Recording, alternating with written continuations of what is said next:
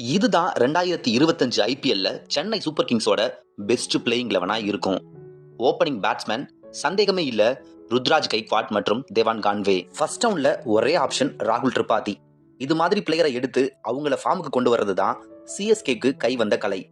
இதுக்கு முன்னாடி ரஹானே, உத்தப்பாவை இப்படித்தான் யூஸ் பண்ணிருப்பாங்க. செகண்ட் டவுன்ல ரச்சின் ரவீந்திரா, மிடில்ல ரவீந்தர் ஜடேஜா மற்றும் சிவம் டுபே, பினிஷிங் ரோல்ல சாம் கரன் மற்றும் எம்எஸ் தோனி.